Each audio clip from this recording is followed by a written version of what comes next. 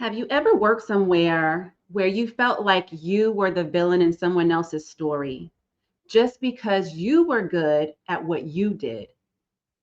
Well, today I want to share a little story with you in my episode of My Corporate Chronicles, okay? And so this is going to be unraveling corporate betrayal, workplace bullying, silent sabotage, and the power of reclaiming your peace. In this case, my piece, but how you can do the same. Okay, we got to get into this conversation today because sometimes opportunities, job opportunities, tend to look good on paper, but in actuality, it doesn't mean it's necessarily your ideal or dream job, right? It can actually be a nightmare. From the outside looking in, sometimes we can't see what we can't see, right? The grass is not always greener on the other side. And when we get in there, we realize, oh, okay. We right away see the writing on the wall, we see the red flags, but now that we're in it, we're trying to figure out what to do to get out, right? So I want to take you back to a time when I was a utilization review RN case manager. Okay. I've had a lot of jobs in the long tenure of my career when I was in the workforce, which I no longer am. And but this was back in about around 2012, 2013-ish, where I worked for a very prestigious corporation in healthcare, as I have, many times over. And I had worked for this company before, okay, a very large, well-known healthcare organization.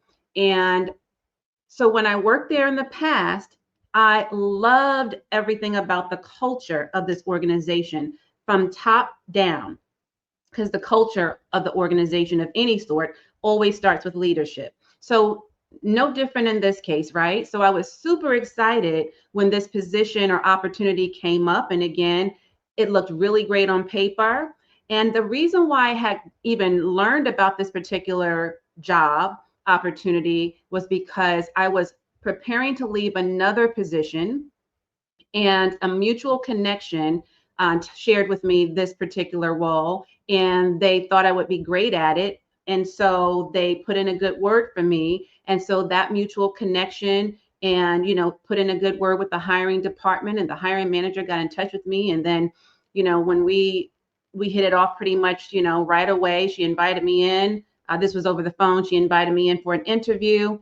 And, really with my own competence, of course, and her being impressed with my CV or curriculum vitae or resume, and the way I presented myself and my level of competence and all of that got me the job. So I got hired on the spot. Now, the red flags, I was going to say the red flags actually begin during training, but no, as I'm just recalling the events of this, the red flags started before I actually got hired. Let me tell you why. Okay, so here's what happened. First and foremost, we were maybe middle of the interview. I want to say actually towards the end of the interview where, she was going to let me know whether or not, what the next steps were. She, the hiring manager. And the person, one of the RNs who turned out to be the lead RN utilization review case manager for that department, had been there for years, and she was walking by. Now, I know now in hindsight, she was just trying to walk by and be nosy and look in to see who was actually being interviewed, right? Because they had heard a lot about me and, again, through those mutual connections and all. So the hiring manager who was interviewing me at the time stopped her in her tracks and was like, hey, waved her down, invited her in, and said, hey, this would be a great time for you to meet Katrina, right? So she told her a little bit about me. Of course, I'm always upbeat, bubbly, very professional. I'm a very, social person. So I right away jumped in there in the conversation and start talking. And I had hoped to hit it off with this person that, if I were to get the job, which in no doubt in my mind I was going to, I wanted to be friendly with this individual who I would be in the same department with and on the same team of, right? So the natural thing to do would be to have a conversation with this individual. And, I thought we would hit it off just like I was with the hiring manager, but not the case. So the short part of this story, so we could, get to the next part, is that this individual sat down. She didn't look enthused at all that I was there. She was not welcoming. Her body language was shut down. She barely made eye contact. She was like, here we go again, another one. So say what you got to say, because I'm busy. I got stuff to do. You know what I mean? Like, you stopped me on my way to taking my snack break. I don't know. But she already had attitude. So it was not a good feeling. And that was the first red flag. But then when the hiring manager literally asked her, she said, look, you're going to be the one, working closely with her when we bring her on.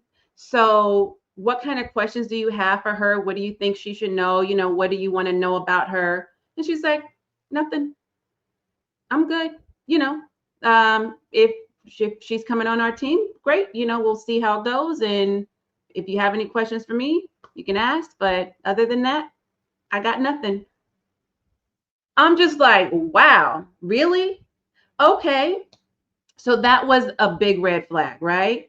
Now I know at this point that this would be the individual who would be training me, because she is the most seasoned and the only RN on the team. It was a very small team, large department overall, right? With, a bunch of different types of players, so to speak, on the team in this specific sector of this company. But it was a small, tight-knit team as far as the case management and utilization review department. There was the medical director, there was the hiring manager, who was also a registered nurse, who I later learned did not have the experience of this lead RN, which I'll get into here shortly. Then there was an LVN or LPN, depending on where you are, licensed vocational nurse or licensed practical nurse, depending on where you are in the country. Only 2 states call it LVN, but I digress. Not necessarily, something you need to know.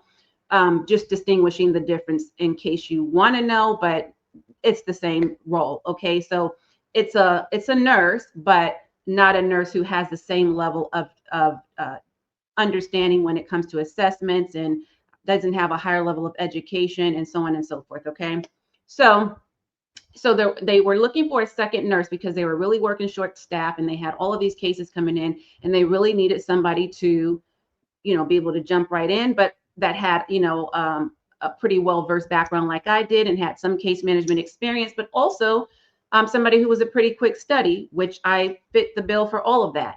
Now, again, those were some red flags from the beginning. Now, here's the thing.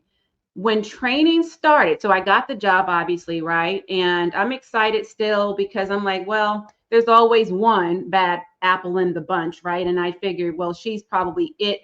But I'm my own person, right? And I don't let people easily influence me. I'm not easily backed up against the wall. I can hold my own. Like, I wasn't worried about it. I figured I'm going to go learn what I can from this woman and bring to the table what I'm bringing to the table. And then I'm going to go ahead and do my thing, period. I'm going to always shine. Let me tell you, they made it a living hell. Okay. Now, let me think here. So, well, let me say this. This is what happened, just to kind of get to the meat and potatoes of the story, like the heart of the story. I always laugh when I say that, because I'm a vegan, so I don't even eat meat. Okay, but you get the point. So jealousy was masked as mentorship, is what really happened, just to kind of summarize it. And what had happened was I went from pet to threat. Okay, if you're not familiar with that term, let me go ahead and give you the quick and dirty on that. Okay, I'm gonna break it down for you real quick if you've never heard it. First of all, that's not a term I made up. Okay, that's a term that is actually coined by Dr. Keisha M. I think it's Thomas. Yeah, Keisha M. Thomas. She was a professor. Don't know if she still is, but back in 2013, who coined this term. She was a professor at the University of Georgia. She coined the term pet to threat, and what that is that expression is meaning it's like a phenomenon, particularly for women of color, Black women, brown women specifically, who deal with this in the workplace. Okay, meaning, so what happens is this: you go into the workplace and initially everybody's like loving up on you, right? They're like giving you all the praises and all the glory, and you're welcomed and you're mentored as promising newcomers or pets, so to speak. Okay, then as you, women of color, okay, you, me, if you identify as such, and I'm not saying this doesn't happen to other women, our non-melanated counterparts, but again, particularly this does happen to women of color. Okay, as we demonstrate our level of confidence and as we demonstrate our level of competence and confidence, and when we start to advance our careers, right, and potentially challenge the status quo, that is when perceptions shift. That is when we go from pet and now viewed as a threat. Okay, now those who were praising us and singing our praises who tend to be our non-melanated counterparts, right? Now they are feeling intimidated by us. Okay, who do you think you are? What do you think you smarter than me? What are you trying to do? Take over my job? That kind of thing. So this shift can manifest in a number of ways, but it usually manifests as a decline in support. Okay, so now you have less of a support system, and now you don't have the same opportunities. You might be looked over for promotions, even when you are not just qualified, but well qualified, overqualified, and damn well deserving of a particular position that they're overlooking you for, that they would have otherwise hired you for before you became a threat. When you were in that pet stage, they would have hired you or promoted you. Now you're in the threat stage, and so they wouldn't, right? So this also manifests in microaggressions, right? It even leads to hostility in the workplace. It turns into a whole toxic situation, right? And microaggressions from colleagues, even your superiors, right? And so it highlights how individuals who were initially embraced by their potential, right, for what they bring to the table, may now even face backlash when their success challenges existing power structures or biases within organizations. Okay, so that's what the term pet to threat means if you've not heard that expression before. So I want to get into what happened next in my case, and this is what happens in a lot of cases, right? Gatekeeping and gaslighting. Gatekeeping and gaslighting. So for me, that looked like being denied proper training. So this particular individual, the lead RN utilization review nurse, case manager, was someone who had been at this company as a whole, like the organization, for a long time, in this particular department for several years. And so when she came in there, she kind of had to take her knowledge from, what she had learned from previous roles and what she was learning in this particular role, when it was pretty much just her in this department, and I guess one other person who was the manager. And so, how some people feel like, look, I had to go through the fire. Okay, I had it tough. Nobody taught me anything. Nobody showed me the way. I had to figure it out for myself. I had to make up these things. I had to, like, nobody was there for me. So they have the attitude that I'm not going to be there for nobody. Okay, because I had it tough, so you're going to have it tough, which is crazy because everybody has to start from somewhere, right? We all have to start from somewhere. And so for some of us, we remember what it feels like to be brand new. We remember what it feels like to start from ground zero. We remember what it feels like to have little to no experience or little to no support or whatever the case may be. And because of that, we are the opposite of what this individual and many individuals are. And so that's who I am. I know what it feels like. And so I'm going to make sure that you have the most support possible. Okay. And I'm going to take you step by step through the process and make sure I set you up for success. I don't want to see you fail, especially you're on my team. When one wins, we all win, right?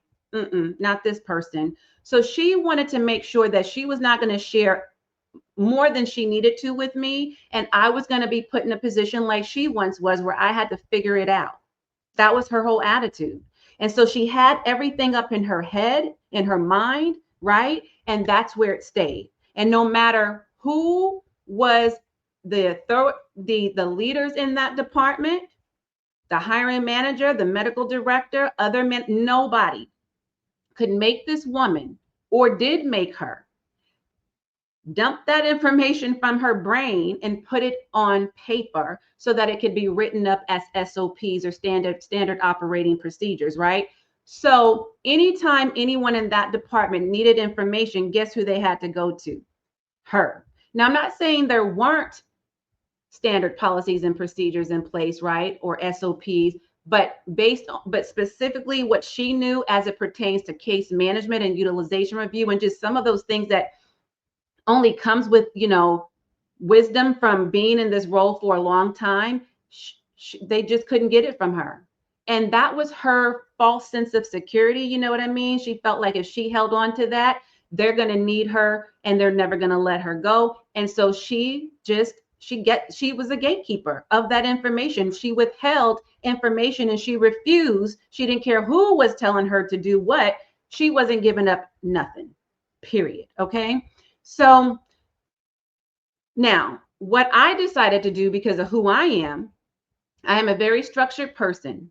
Okay. I need structure in my day.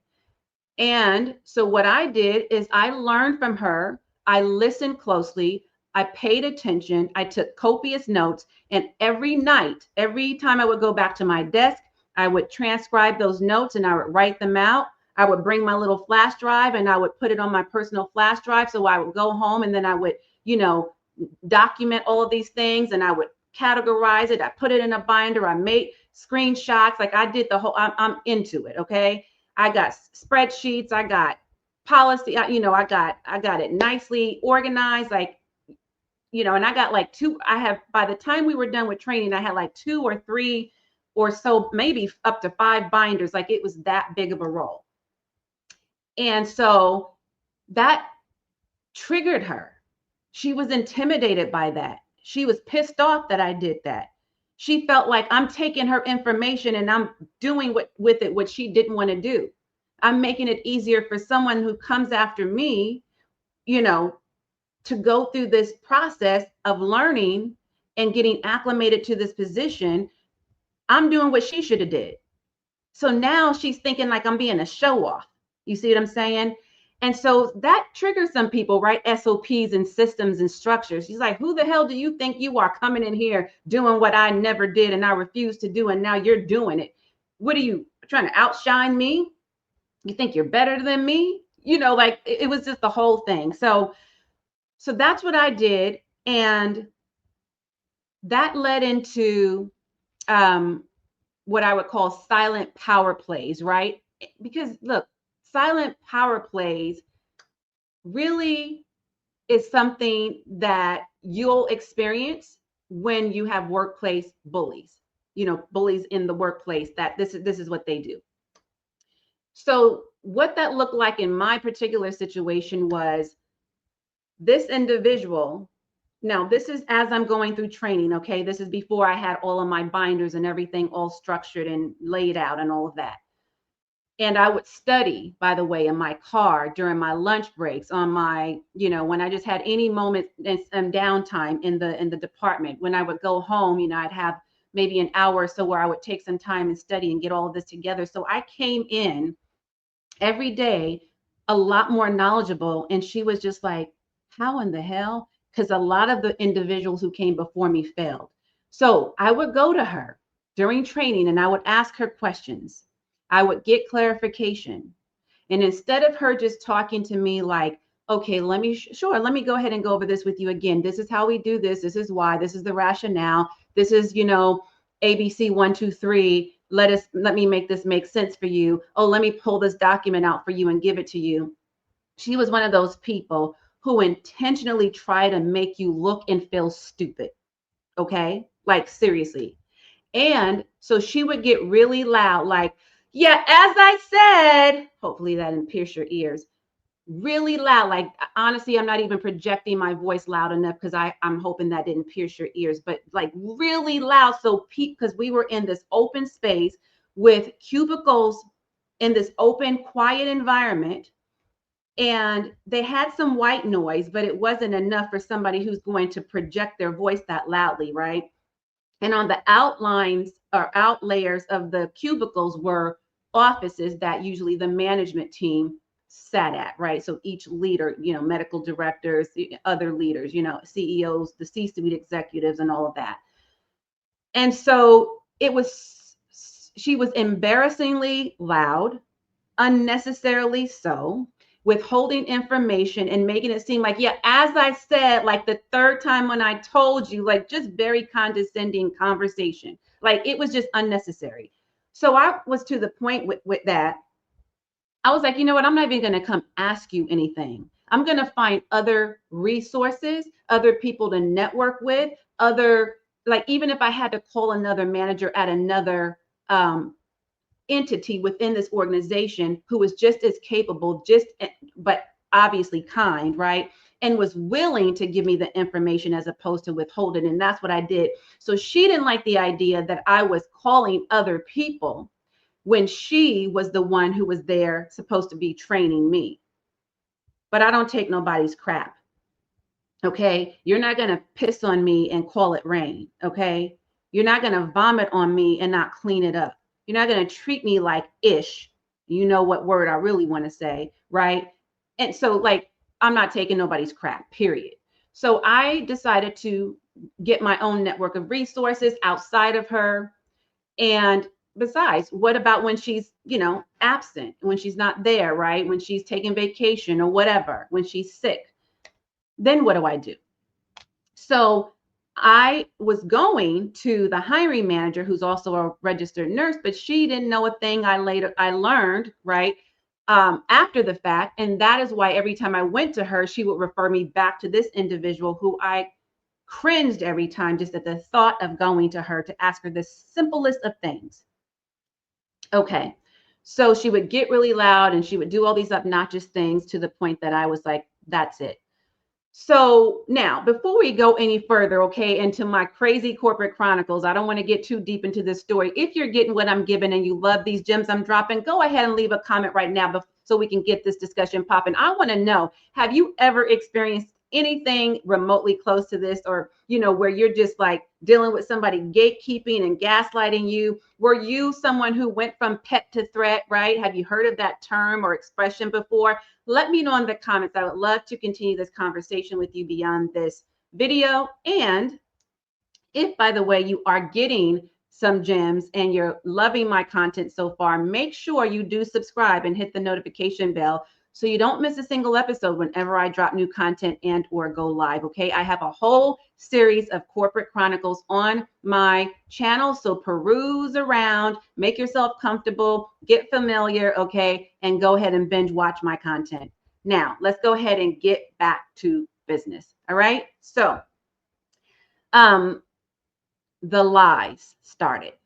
Okay, so now we've passed the gatekeeping and the gaslighting, and now we're at the point of just blatant, bold-faced lies. Okay, this is exactly how it progressed, and this is how it progresses. It might be something again that you've experienced, and I would love to know. So they started fabricating. Not say they, her, the lead RN and the LVN, right, were in cahoots. And they would say stuff like, yeah, only the strong will survive. And that's when I really learned later from the hiring manager and other people who really like me, they would tell me little things here and there. And they was like, I hope you last long. We really love you here. But the last like 3 or 4 or 5 case managers came and went because of those 2 individuals. Thanks. Now y'all tell me. Of course, they're not going to tell me that in the interview, right?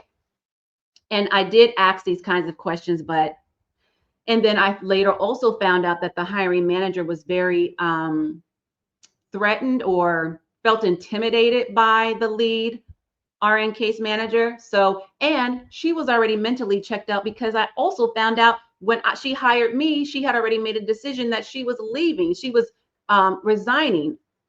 Go figure, right? So she could care less. She was already out, a foot out the door, right?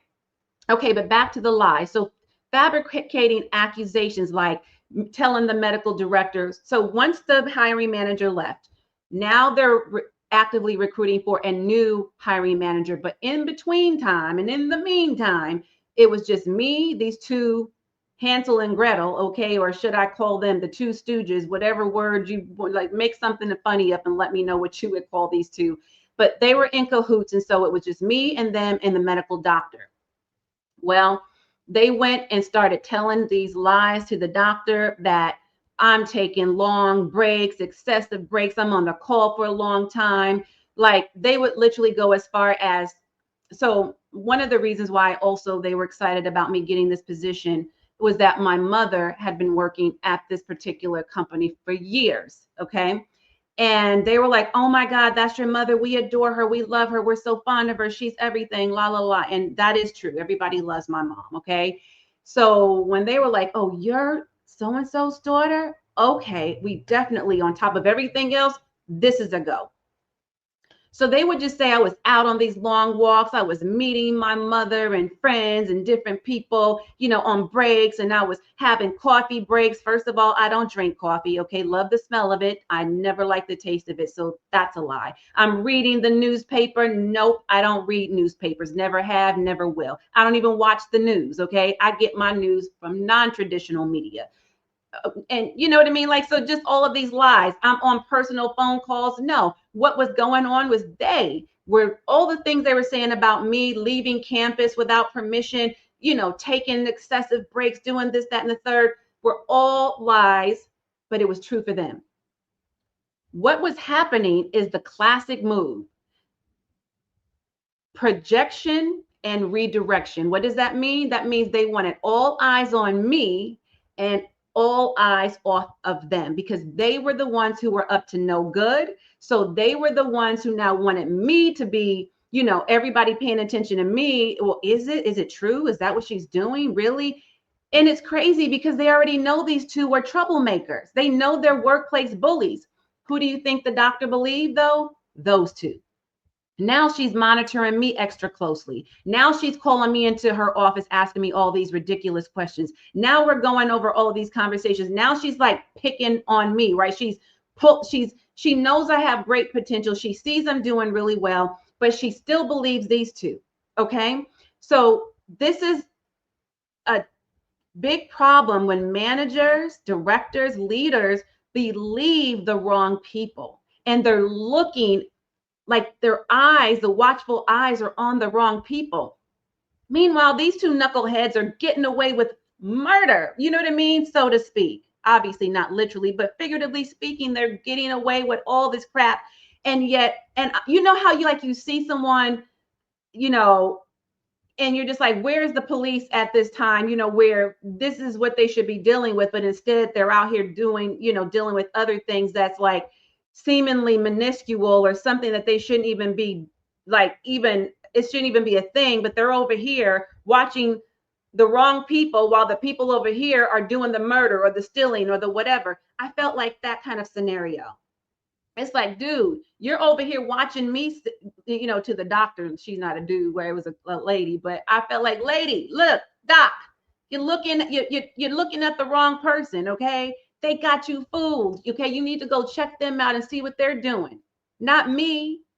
You're wasting your time. So anyway, okay.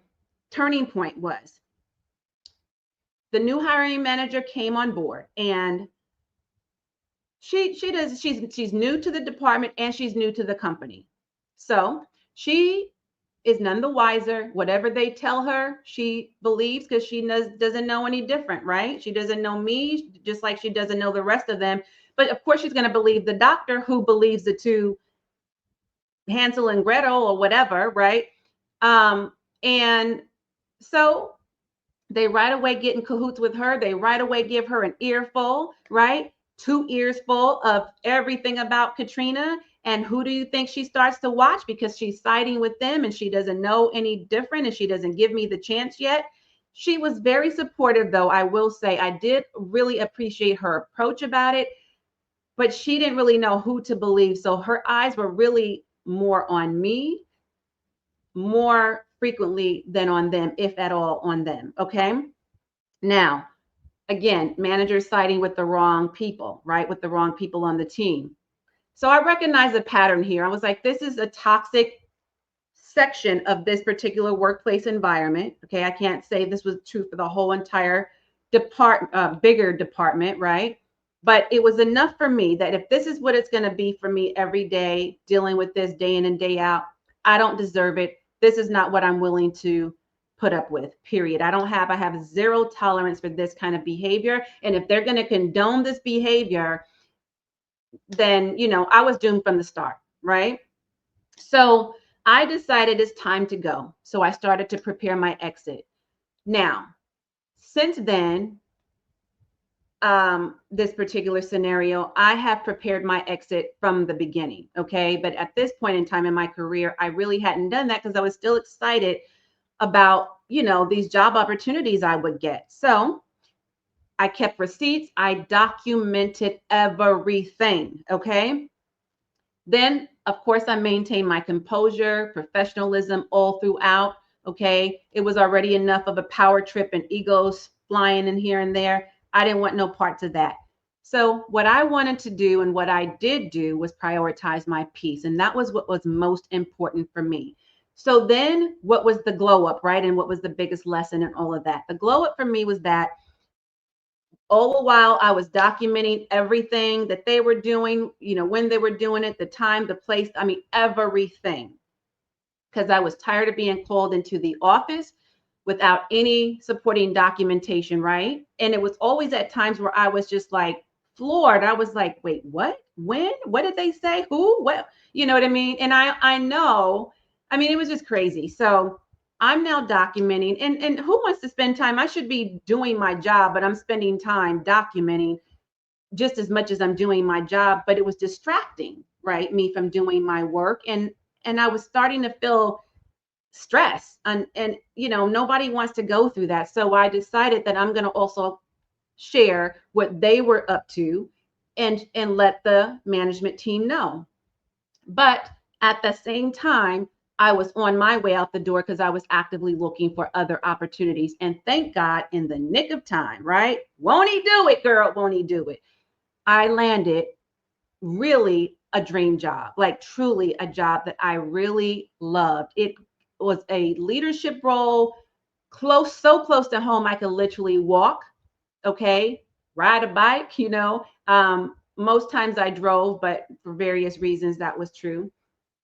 Uh, and I had autonomy, a lot of respect, flexibility, lots of support. Just a really, really great environment, better pay, a better benefits compensation package, like the whole nine, and actual overall wellness. I did not have that at this other job that I left. Okay. So I gave them, out of courtesy, a 2-week notice, because we don't have to do that. It is not mandatory, in case you didn't know. But I did because I don't like burning my bridges. Okay. And that's what I decided to do. Karma hits back though, doesn't it? Karma is a bitch, as they say. Whatever you do to others is already done to you. You cannot change the law of attraction. So reciprocity happened, right? What does that mean? In this case, that means that LVN, who was in that position, eventually they saw the truth for what it was, right? The people in that department. And they already knew, they were just ignoring it. But I respectfully went to the doctor. She kept trying to ignore me for that whole long 2 weeks. It was seemingly so long. But I went to her and respectfully gave her a piece of my mind, respectfully, told her how I felt, told her I knew she was intentionally avoiding me, but I thanked her for the opportunity anyway. And I told her, now that I would be removed from, I'm removing myself from this situation, she'll soon see who the real culprits were all along. And I'm sure that happened because not long after, I got this new role and was really loving it. My mother kept me abreast, and she said to me, guess what? You're not going to believe this. Of course I did, because karma. But she shared with me that the LVN got fired and that the lead nurse, case manager was trying to transfer to other departments, and everybody denied her because they already knew she was a troublemaker and she was a workplace bully. She had already made a name for herself. Nobody wanted any parts of her, and she could not get a job within this organization. So she was forced to resign early. And that she did. She retired early. So the lesson is the truth always surfaces, and everything done in the dark will come to the light, right? Also, never dim your light for anyone, okay? Nobody. Document, document, document everything. Nursing 101. If you don't document, it never happens. So document everything from the time you walk in the door.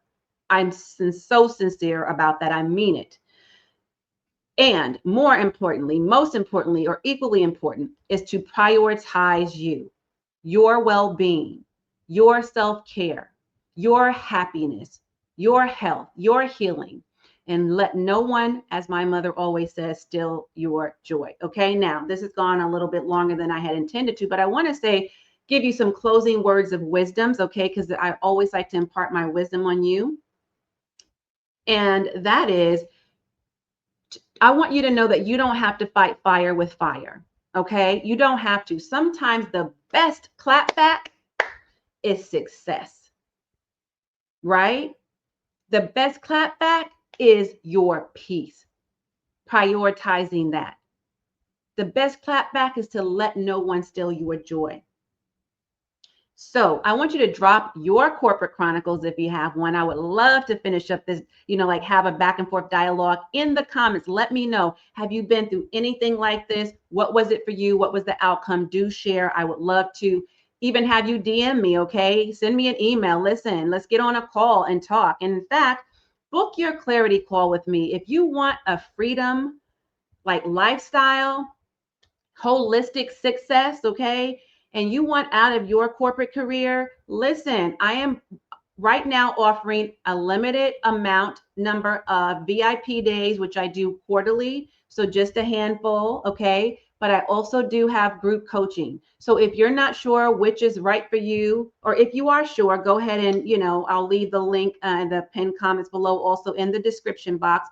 But if you want to just jump on a call with me to vent, to have somebody as a sounding board, to get the clarity you need, to map out your exit strategy, your freedom path, or you want to know which way to go as far as how I can best support you, book your freedom and focus clarity call with me today. I'm going to make sure again that I leave resources for you below. So check those out, okay? And let's go ahead and make your next best move your best move, okay? So that you can really get to your next level and live your first class life, girl. Because at this big old age, ain't nobody got time for the shenanigans and playing all these silly childish games. You know what I mean? So I want to help you not only leave corporate America, if that is your wish is my command. I will help you do that. But I want you to be able to build an aligned and profitable online brand and business without sacrificing your soul and sanity or compromising your health, healing, and happiness. Okay, so that's my time. I'm going to tune out while you tune in. Be sure to share this video out with at least 3 friends and watch the next video that YouTube recommends. Okay, as always, and until next time, I am wholeheartedly in this journey with you. Bye for now.